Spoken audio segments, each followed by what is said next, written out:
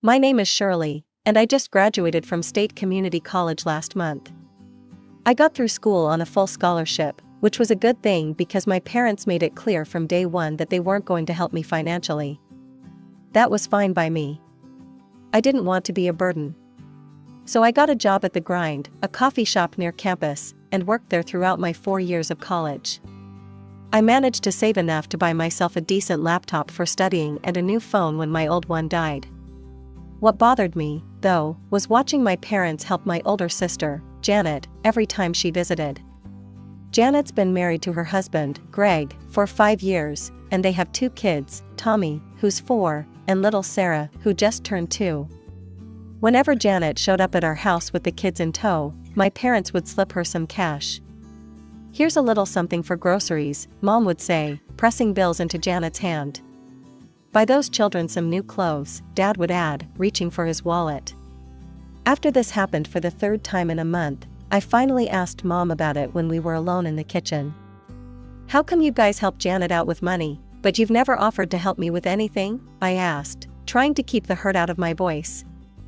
Mom's face hardened. "Janet has children to take care of, Shirley, you only have yourself." End of discussion. When graduation day finally came, my parents threw a party at our house. I should have been happy, but I knew they'd just use it as another opportunity to show off what supportive parents they were. "We'll handle everything," Mom said, "you just focus on enjoying your big day." I later found out handling everything meant using the $500 I'd been saving for 2 months to pay for the party. They invited all our relatives and their friends from church, and spent the whole evening soaking up compliments. "You two have done such a wonderful job with both your girls," my Aunt Marge gushed. "The way you support them is just amazing," added my dad's friend from work. I stood there with a fake smile plastered on my face, biting my tongue to keep from telling them all the truth. Near the end of the party, as people were starting to leave, my Uncle Pete cornered me by the punch bowl. "So, Shirley, what's next for you?" he asked. "Got any plans now that you've got that degree?" "I'm planning to get a job and rent my own place," I said. Before I could continue, Mom swooped in, putting her arm around my shoulders. "Oh, Shirley doesn't need to rush into renting," she said in that sweet voice she used when she wanted to impress people. "She can stay here with us for now, save on rent." I turned to look at her, surprised. This was the first I'd heard of this offer. "That's so generous of you, Linda," Uncle Pete said to Mom. "Rent is through the roof these days, it's so hard for young people to get started." The next morning at breakfast, Mom and Dad brought it up again. "We meant what we said last night," Dad said, buttering his toast. "You can stay here while you're looking for work. No need to waste money on rent right now." Thanks," I said, "I'll think about it." And I did think about it while job hunting. I sent out dozens of resumes and got a position at Merchant Trading Company pretty quickly. It was entry-level work, mostly data entry and answering phones, but it was a start. The problem was, my starting salary of $2,800 a month wouldn't get me the kind of apartment I wanted. Everything in my price range was way out in the suburbs, which would mean a 2 to 3 hour commute each way. Meanwhile, my parents' house was a 15-minute walk from my new office. After crunching the numbers, I reluctantly told my parents I'd stay with them for a while. "That's wonderful, honey," Mom said, giving me a hug that felt genuine for once. For about 2 weeks after I started my new job, things were different. Mom made my favorite meals. Dad asked about my day when I got home. I actually started to think maybe they'd finally begun to appreciate me. Then I got my first paycheck. "Shirley, we need to talk," Dad said that evening at dinner. Mom nodded in agreement. "We're happy to have you here," Mom began, "but you're a working adult now." "That's right," Dad continued, "so we expect you to contribute. $400 a month for rent, and another $200 for food." I nearly choked on my meatloaf. $600 a month? That was more than 20% of my take-home pay. "That seems kind of steep," I said carefully. "It's far less than you'd pay for your own place," Mom pointed out, "and it includes utilities." I couldn't argue with that. "Okay," I agreed, "I can manage that." And so began my new routine. I worked Monday through Friday, paid my rent on the first of each month, and tried to save whatever I could from what was left. I wasn't building my savings as quickly as I'd hoped, but at least the balance was going up instead of down. For a few months, things were stable. Not great, but manageable. Then one evening in October, I came home from work to find the living room packed with suitcases. Janet was sitting on the couch, looking annoyed. Greg was pacing back and forth. Tommy was running in circles around the coffee table, and Sarah was crying in my mother's arms. "What's going on?" I asked, setting down my purse. Janet looked up at me with a scowl. "Greg got demoted," she said flatly. "We can't afford our apartment anymore. We're moving in until things get better." I forced a smile, but inside I was screaming. This was not going to end well for me. I could feel it. My predictions about Janet moving in were spot on. Within days, my life turned into a nightmare. Janet didn't work, she stayed home all day with the kids, supposedly taking care of them. But as soon as I walked through the door after work, she'd be grabbing her purse. "Oh good, you're home," she'd say, already halfway out the door. "Tommy needs help with his coloring book, and Sarah just woke up from her nap." Before I could respond, she'd be gone, dragging Greg along to meet friends or go shopping. Sometimes they wouldn't come back until after the kids were asleep. The first few times, I didn't mind. I love my niece and nephew, despite everything. But after 2 weeks of this routine, I was exhausted. I'd work all day, then come home to babysit until bedtime.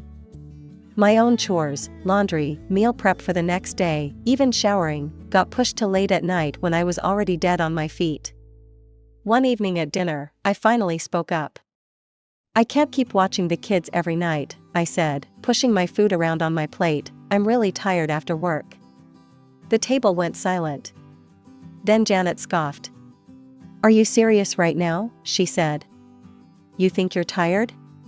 Try being a mom." Dad put down his fork. "Surely, family helps family, that's what we do." I looked at them incredulously. "Then why don't you guys watch the kids sometimes?" Mom shook her head. "We're too old to be chasing after little ones all evening." For the next month, nothing changed. I kept babysitting, kept working, kept paying my rent. My savings account, which I'd been so proud of, stayed stagnant. Then, about 2 months after Janet and her family moved in, Mom and Dad dropped another bomb at dinner. "Shirley," Dad began in his serious voice, "we need to increase your rent. Our expenses have gone up with more people in the house. We're asking for an additional $200 a month." I nearly choked. $800 a month? That's almost a third of my paycheck. "It's still cheaper than renting your own place," Dad pointed out. I looked around the table at my sister and her husband. "How much are Janet and Greg paying?" Silence. Mom and Janet exchanged a quick glance. "Your sister can't afford to pay rent right now," Mom finally said firmly. "She has a family to support. You're single with no responsibilities, you need to help out more." Something inside me snapped, but I held it together. "I see," was all I said. That night, I started searching online for apartments near my work. The cheapest decent one-bedroom was $1,500 a month, plus utilities. With my current salary, it would be tight, but I could make it work if I was careful. The problem was the upfront costs, first and last month's rent, security deposit. I'd need at least $4,000 to move in. I decided to hunker down and save aggressively. No more coffee shop visits, no more takeout lunches, no more new clothes. Every spare penny would go into my escape fund. But the universe, or more accurately, my family, had other plans. A week later, the washing machine broke down. Mom came to my room that night, looking apologetic. "Shirley, I hate to ask, but we need a new washing machine. With 5 adults and 2 kids in the house, we can't go to the laundromat. Could you lend us some money? We'll pay you back, I promise." I spent $700 on a new washing machine. Not top of the line, but decent. A month later, when I casually mentioned the loan to Mom, her expression changed instantly. "Are you really asking your parents to pay you back?" she said, eyes narrowing. After everything we've done for you? But you said. I can't believe how ungrateful you've become, she interrupted. We raised you, fed you, put a roof over your head. I retreated, feeling like I'd been slapped. So much for that money. The hits kept coming. Next, it was the living room furniture, which had been destroyed by Tommy and Sarah. Crayon on the sofa, juice spilled on the armchair, mysterious tears in the upholstery. Thanksgiving is coming up, Dad reminded me. The whole family will be here. We can't let them see the living room like this. Another $1,200 gone. Then it was a new coffee maker, $150, a microwave oven, $200, and a dishwasher, $500. Each purchase was supposedly urgent, each one promised to be the last thing they'd ever ask for.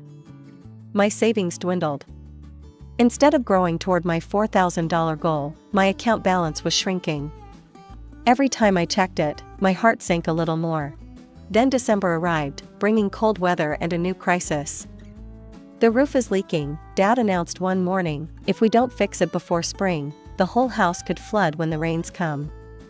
How much will it cost? I asked, already knowing where this was going. About $3,000, Mom said. We know it's a lot, but it's urgent. $3,000. Almost everything I had left. But what choice did I have? It was their house, but it was my home too, at least for now. Fine, I said, writing them a check with a shaking hand, but I really can't afford any more big expenses. Of course, honey, Mom said soothingly, this is the last thing, I promise. Dad nodded, we'll get the contractor out here next week. But the contractor never came. When I asked about it, Dad mumbled something about scheduling difficulties. Mom changed the subject whenever I brought it up. Then came the Saturday morning that changed everything. I woke up late, enjoying my day off, and wandered downstairs to find suitcases by the front door. Mom, Dad, Janet, Greg, and the kids were bustling around, packing the car. What's going on? I asked, still half asleep. Mom looked startled to see me. Oh, good morning, sweetie, we're going on a little trip. A trip? Where? Florida, Dad said cheerfully. Our friends have a guest house there. We're staying for 2 weeks, through Christmas. Where did you get the money for a Florida vacation? I asked, though I already knew the answer. Mom at least had the decency to look guilty. We used the roof money. We'll save up again for repairs after the holidays. My vision blurred with anger. You mean my money? The $3,000 I gave you for an emergency roof repair? Now, surely, Dad said in his warning tone, don't make a scene. But I was beyond caring. I gave you that money because you said it was urgent. I'd been giving you money for months while they, I pointed at Janet and Greg, who were pretending not to listen, live here for free. If you don't have enough money, Mom said coldly, then you need to work harder. Maybe get a second job. Yeah, Janet chimed in, that's what adults do when they need more money. And just like that, they left. All of them. Leaving me alone in the big, empty house with a leaking roof and a breaking heart. After they drove away, I sat at the kitchen table for what felt like hours. The house was quiet for the first time in months. No kids screaming, no Janet complaining, no parents guilting me into something. Just silence. In that silence, everything became clear. This would never stop. They would keep taking and taking until there was nothing left of me, not my money, not my energy, not my self-respect. I pulled out my phone and scrolled through my contacts until I found Lisa, my friend from work. She had mentioned a few weeks ago that her sister was looking for a roommate. Hey, Lisa, I said when she answered. Is your sister still looking for someone to share her apartment? Can I get her number? Lisa's sister, Megan, lived in an apartment just 2 blocks from my office. Perfect location, reasonable rent. I called her immediately. Lisa told me all about you, Megan said after I introduced myself. She says you're super reliable and clean. I'd be happy to have you as a roommate. The next morning, I called a moving company and booked them for same-day service. Then I walked through the house, making a list of everything I'd purchased with my own money, the washing machine, the living room furniture, the coffee maker, the microwave, the dishwasher. "Hello," I said when the moving company answered. "I need to move some furniture and appliances today." "Yes, it's somewhat urgent." They arrived 2 hours later. By evening, everything I'd bought was installed in Megan's apartment. She was thrilled. "This is amazing," she said, running her hand over the new sofa. "My place was so empty before." "Glad it works out," I said, arranging my clothes in my new closet. That night, I slept better than I had in months, maybe years. My new room was small but clean, with a window overlooking a little courtyard. More importantly, it was mine. For the next 2 days, I went to work, came home to my new apartment, and enjoyed the peace. I didn't tell my parents I'd moved out. What would be the point? Then, 2 days before Christmas, my phone buzzed with a text from Mom. "We'll be home tomorrow afternoon. Please have dinner ready, nothing fancy, just something warm." I laughed out loud. They still thought I was their personal chef, maid, and ATM. The next day, I left work early and went back to my parents' house one last time. I ordered food from a cheap Italian place nearby: pasta, salad, garlic bread. I set it all out on the dining table, which was now the only piece of furniture in the living room. I even put out plates and silverware. Then I left, locking the door behind me with the key I would never use again. The next morning, Christmas Eve, I woke up to a barrage of missed calls and angry texts. From Dad, "Where is all the furniture? Call me now." From Mom, "What have you done? Call me immediately." From Janet, "You are such a selfish bastard, Mom is crying because of you." I silenced my phone and made myself a cup of coffee in the new coffee maker. At 10 a.m., after I'd had breakfast and a shower, I finally called Mom. She answered on the first ring. "Shirley, what is going on? You can't just take things from our house." "I didn't take anything that wasn't mine," I said calmly. "I paid for all of it. Check your credit card statements if you don't believe me." "But where are you?" "I moved out. I found a place closer to work." There was a pause, then Mom's voice changed from angry to wheedling. "Honey, come home, let's talk about this. Christmas is tomorrow, we're family, we should be together." "Family doesn't exploit each other," I said. "Family doesn't take $3,000 for an emergency roof repair and spend it on a vacation to Florida." "We made a mistake," Mom admitted. "We'll pay you back. Just come home for Christmas." I almost wavered, almost. Then I heard Janet's voice in the background. "Tell her we need money for the roof repair now." And just like that, my resolve hardened again. "I won't be coming back," I said, "not for Christmas, not ever. And I won't be giving you any more money. But the roof is not my problem," I finished for her. "You own the house, you figure it out." "You ungrateful," Mom started, but I cut her off. "Goodbye, Mom, Merry Christmas." I hung up and blocked their numbers. All of them, Mom, Dad, Janet, even Greg. Then I turned off my phone completely and went for a long walk around my new neighborhood. The next day was Christmas. Megan had gone to her parents' house for the holiday, so I had the apartment to myself. I made a nice breakfast, watched Christmas movies, and ordered Chinese food for dinner. People might think it sounds sad, spending Christmas alone. But it wasn't. For the first time in years, I felt at peace. No one was taking advantage of me. No one was making me feel bad about myself. No one was draining my bank account or my energy. 6 months have passed since I moved out of my parents' house. 6 months of peace, of saving money, of building a life that's truly mine. Living with Megan has been great. We get along well, split the chores fairly, and respect each other's space. On weekends, we sometimes cook dinner together or binge-watch shows, but there's no obligation. No guilt trips if I want to spend the evening alone in my room. Last month, my cousin Rachel called me. "I thought you might want to know," she said hesitantly. "Your parents had to take out a loan to fix the roof." I wasn't surprised. "How do you know?"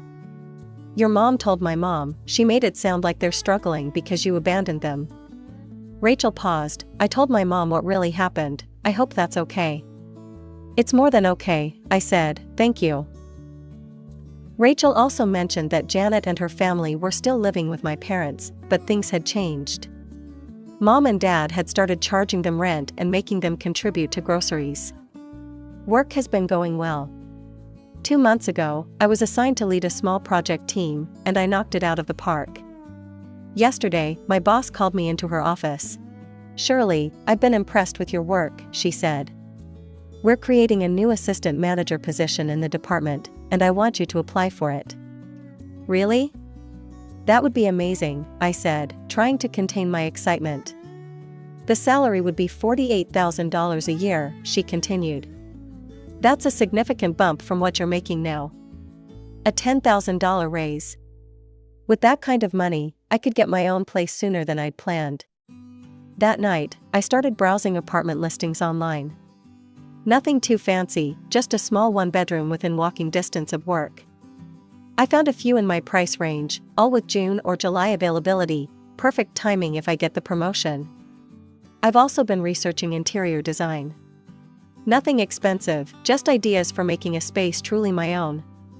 I've started a digital mood board with color schemes, furniture styles, and organizational hacks.